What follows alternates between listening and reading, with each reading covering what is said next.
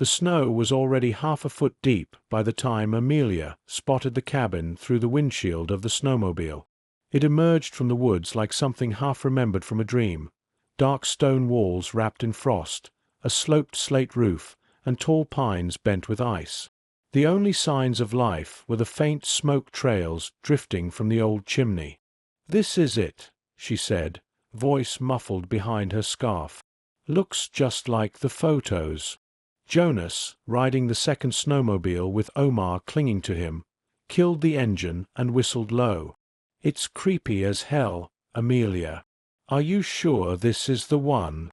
"It's perfect," she replied, already tugging her suitcase over the snow. "Authentic. Atmospheric. No cell signal.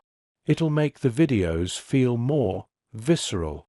Rena came up behind, squinting at the place. "This used to belong to Gheorghe Stănescu, you know, the Transylvanian chef who just vanished in the 80s. They say he went mad. Some of his cookbooks are impossible to find." "That's just local legend," Amelia said with a shrug. "What better setting for our reunion series than the haunted kitchen of a culinary genius?" Inside, the cabin smelled of dust, old wood, and something darker, like dried herbs mixed with mold. But the kitchen, oh, the kitchen! Cast-iron pots hung from rusted hooks, a brick oven loomed like a sleeping giant, and rows of shelves overflowed with forgotten ingredients. Dried roots dangled from the rafters, their shapes brittle and alien. Omar rubbed his arms. "Feels like the house is watching us." "Stop being dramatic," Jonas muttered. "It's just cold. And full of dead plants." "Some of these plants aren't even native," Rena murmured, brushing her fingers along a cracked glass jar filled with something black and twisted. "I recognize mandrake root. But this one," she paused at a small jar with no label. "I've never seen anything like this." Amelia took it from her, shaking a bit into her hand. The powder was the color of dried blood, fine as flour, and smelled faintly of iron. "It could be paprika," she suggested, though she knew it wasn't. It smelled wrong, rich and metallic. But something in her hands felt electric holding it. Alive. She grinned. "I'll use it in tomorrow's stew. We'll open the series with something traditional. Boar, onions, root vegetables, maybe a wine reduction. Add a little mystery spice for flair." "Don't you dare," Omar said quickly. "You don't even know what it is. It could be poisonous." "Relax," Amelia said. "Just a pinch. It's probably just smoked something. Besides, Stănescu was famous for foraging. Maybe it's a lost spice blend." They unpacked their gear, lit the fireplaces, and filled the kitchen with laughter and hot wine. Snow began falling harder outside, muffling the forest. The wind howled through the trees like a distant scream, but no one noticed. Later that night, as Amelia lay awake in the loft bedroom above the kitchen, she could smell it again, that faint coppery scent. She thought she heard something, too, a creaking below, a low thump. She sat up and peered over the railing. The kitchen was empty, but one of the spice jars had rolled onto the floor. By morning, the world outside had vanished beneath a white curtain.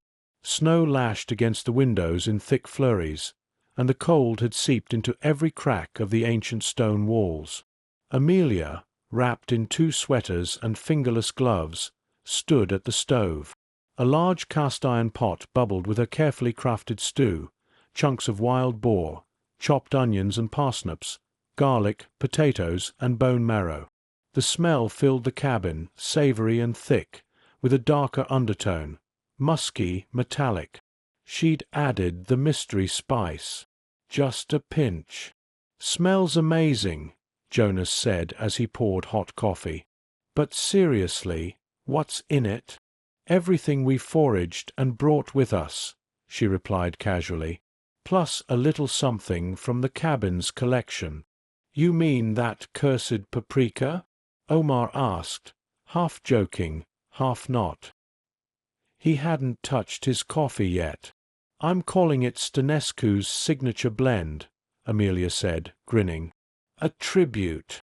Rena, seated at the heavy wooden table, glanced uneasily toward the shelves. You should have waited. Some of those jars look ancient. Who knows what's inside? Amelia waved a hand. It passed the smell test. It's not rotten. And honestly, this stew needed something special. They ate together as the storm raged outside. At first, everyone agreed. The stew was delicious. The meat fell apart with a gentle nudge of the fork, and the broth was rich, coating the tongue in layers of earthy warmth. God, Jonas muttered between bites, this is like some primal version of comfort food. I feel it in my bones. Rena nodded, but her face was pale. It's strong. Really strong. My stomach feels weird. Omar dropped his spoon. Guys, I'm serious. Something's not right. Within 20 minutes, it started. Rena was the first to bolt to the bathroom. The sound of retching echoed from behind the wooden door. Jonas followed not long after, his face flushed and sweating. Omar began pacing, muttering prayers in Arabic under his breath. I didn't eat that much, he said. I told you, that spice wasn't normal. You shouldn't have used it. Amelia sat still at the table, staring at her empty bowl. Her fingers were trembling, but not from the cold. Her heart thudded in her chest like it was trying to climb out. Her mouth was dry, and her vision pulsed, almost like a heartbeat. She blinked, and the room seemed warped. The shadows in the corners looked darker than before, deeper, as if they were no longer shadows, but openings. She heard a whisper, so close to her ear she jumped. But when she turned, no one was there. By the afternoon, the storm had knocked out the generator. They were left with candlelight and firewood, bundled in blankets and shaking from more than just the cold. It's not food poisoning, Rena whispered from the couch. Her skin was clammy, and her eyes glassy. It's something else. Something ritualistic. This wasn't a recipe. It was a rite. Don't say that, Amelia said, trying to sound firm. But she didn't believe herself. Her hands were cold and twitching. Her head ached. Every sound in the house was magnified. Drips, creaks, distant scratching. Then Jonas screamed. They found him in the pantry, standing in the dark, facing the corner. His hands were raw, as if he'd clawed at the wooden shelves. When he turned around, his lips were blue and his eyes unfocused. It's hungry, he said. Rena grabbed Amelia's arm. We have to burn that spice. Now, before the rest of us start seeing whatever he's seeing. But when they went to the shelf, the jar was gone. The candlelight flickered violently as a gust of wind howled through the gaps in the window frames. Outside, the storm had buried the snowmobiles in white drifts, erasing any hope of leaving the mountain before sunrise, if there was a sunrise coming at all.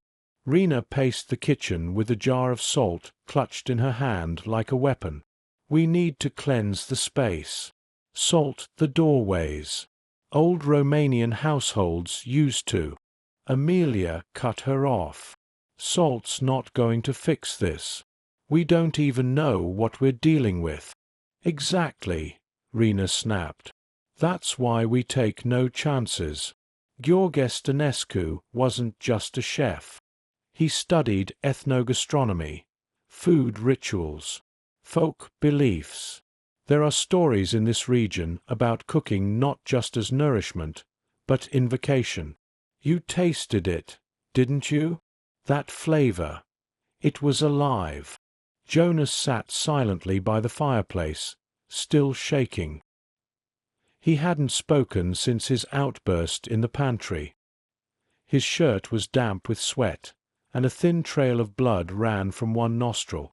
Omar stood near him, holding a fireplace poker with both hands, glancing at every creak and shift in the room like prey waiting for a predator. "Did you notice how the stew didn't make Amelia sick?" Omar asked finally. "Not like the rest of us." They all turned to look at her. "I cooked it," she said. "Maybe my body reacted differently. Maybe it's just psychosomatic. Or maybe it chose you," Rena muttered. "That recipe, it fed off something. Intent. Passion. You were the one who gave it form." Amelia turned toward the spice shelf again. The old, dust-covered jars were silent. The missing one left only a clean ring where it had once rested. No spilled powder. No trail. Then came the scratching. It started from below. The cold cellar. Everyone froze. "No," Omar whispered. "Nope. That's not an animal." The hatch to the cellar was old iron and oak, chained shut with a rusted latch. But as they watched, it shook. Just once. Then again. Louder. Amelia grabbed the largest knife from the kitchen counter. Her hands trembled, but her eyes were cold and focused. "We go down there," she said, "and we end whatever's happening, before it ends us." "No. We burn the place down," Omar said. "We don't go into the creepy chef's hell basement like idiots in a horror film." But Jonas, who hadn't moved for nearly an hour, suddenly stood up. "It's part of the recipe," he said blankly. "It's not finished. It wants the final course." "What are you talking about?" Amelia demanded. He turned to her, eyes wide and full of something beyond fear. "The stew was the first offering. But it needs more. It's hungry." Rena backed away toward the door, her lips murmuring something inaudible, some old prayer or charm, but her eyes never left the hatch.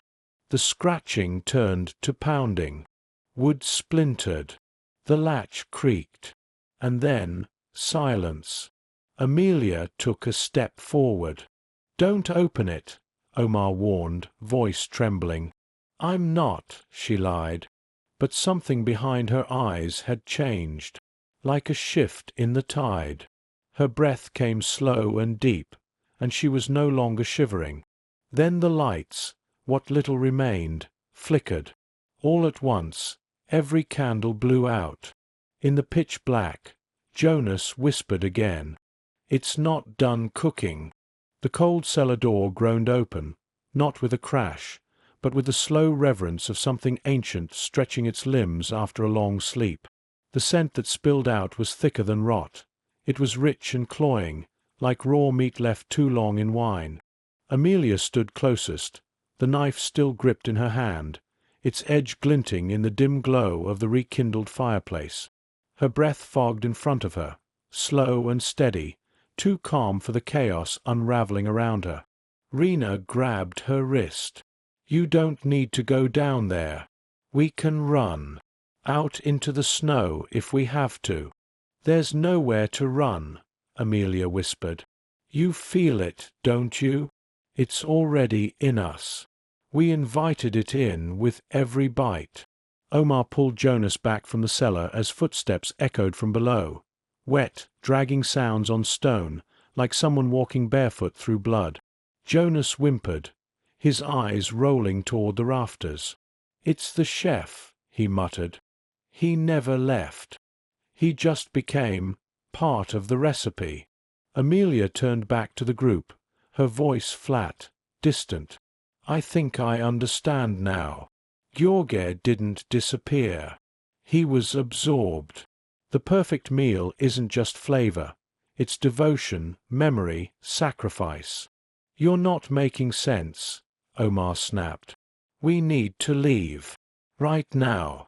Take the risk in the storm, I don't care. But Amelia was no longer listening. She descended the cellar stairs.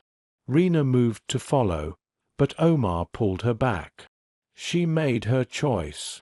If we go down there, we're next. Below, the light disappeared. Then there was a sound, wet chopping. Then silence. It was nearly an hour before Amelia returned. She was covered in blood, her apron soaked. Her eyes were clear. In her hands she carried a platter, copper, old, engraved with swirling symbols around the rim. On it, a dish steamed, aromatic and complex, the scent wafting into the kitchen like a living thing. Jonas stared, spellbound. "What is that?" "The final course," Amelia said softly. "It was waiting. It just needed someone to finish the work." Omar gagged. "What's in it?" Amelia smiled, but her lips didn't match her eyes. "You'll understand when you taste it."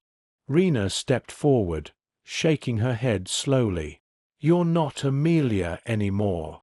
But Amelia was already setting the dish on the table. "We complete the ritual, or it takes us anyway. That's how it works. The hunger doesn't go away. It only chooses hosts." Jonas reached for a spoon, trembling. "I don't want to be afraid anymore. I want the hunger to stop." "No," Rena hissed. "Don't you see? That's what it wants." Jonas tasted it. His eyes rolled back, and for one horrifying moment he smiled. Then he collapsed, twitching, convulsing on the floor. Omar screamed, backing toward the door, but it slammed shut on its own. The windows darkened as if the snow outside had thickened to blackness.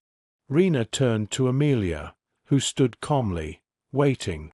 "What did you feed him?" she asked, barely able to breathe. Amelia tilted her head, voice gentle. "Only what he needed." There was a pause. The shadows in the corners seemed to throb. Then Rena lunged for the platter and flung it into the fireplace. The flames roared, turning black, and a shriek, inhuman and full of rage, burst from the chimney like a wail. The cabin trembled. Jonas lay still. Amelia did not flinch. She only whispered, "You shouldn't have done that." The spice jars on the shelves cracked open. Powder spilled like sand in an hourglass, vanishing into the floorboards. Then, silence. The storm outside faded to stillness. The fire returned to its regular glow. The cabin was just a cabin again, except for Amelia, who stood alone in the kitchen, watching the others. Rena and Omar didn't wait. They dragged Jonas's lifeless body into the snow and fled into the night. They never found the snowmobiles or the trail. They walked for hours, days, maybe longer. They never saw Amelia again. But months later, on a food blog buried deep in the dark web, a new recipe appeared. The final course, a forgotten Transylvanian stew, authored by A. Stanescu.